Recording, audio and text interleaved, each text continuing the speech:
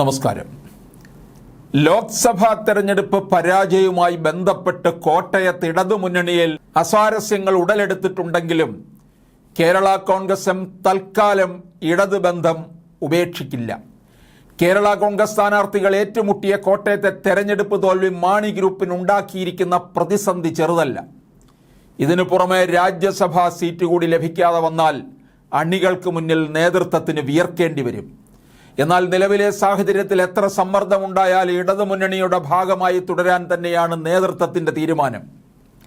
കഴിഞ്ഞ ലോക്സഭാ തെരഞ്ഞെടുപ്പിൽ ഇടതുമുന്നണി സ്ഥാനാർത്ഥി വി.എൻ. വാസവന് ലഭിച്ചതിനേക്കാൾ 40,000-ഓളം വോട്ടിന്റെ കുറവാണ് മാണി വിഭാഗം സ്ഥാനാർത്ഥി തോമസ് ചാഴിക്കാടന് ഇത്തവണ ലഭിച്ചത്.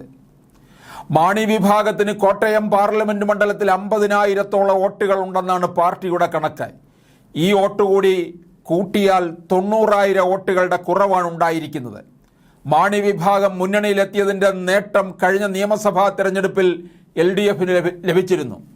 തദ്ദേശ തെരഞ്ഞെടുപ്പിൽ കോട്ടയം, പത്തനംതിട്ട, എറണാകുളം, ഇടുക്കി ജില്ലകളിൽ CPMന് സ്വാധീനമില്ലാതിരുന്ന പല പഞ്ചായത്തുകളിലും ഭരണം ഉറപ്പിക്കാൻ കഴിഞ്ഞത് മാണി വിഭാഗത്തിൻ്റെ സ്വാധീനത്താലാണ്.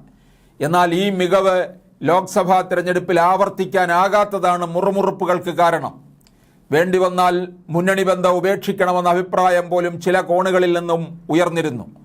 എന്നാൽ ലോക്സഭാ തെരഞ്ഞെടുപ്പിലെ പരാജയം കേരളമൊട്ടാകെ സംഭവിച്ചതാണെന്നും അതിൽ നിന്ന് കോട്ടയത്തെ മാത്രം മാറ്റി നിർത്തേണ്ടതില്ലെന്നുമാണ് നേതൃത്വം ചൂണ്ടിക്കാട്ടുന്നത്.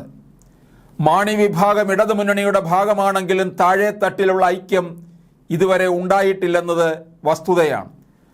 പാലാ നഗരസഭാ ചെയർമാൻ തെരഞ്ഞെടുപ്പുമായി ബന്ധപ്പെട്ട് CPMും മാണി വിഭാഗവുമായുള്ള ഭിന്നത ഇതുവരെയും പരിഹരിച്ചിട്ടില്ല.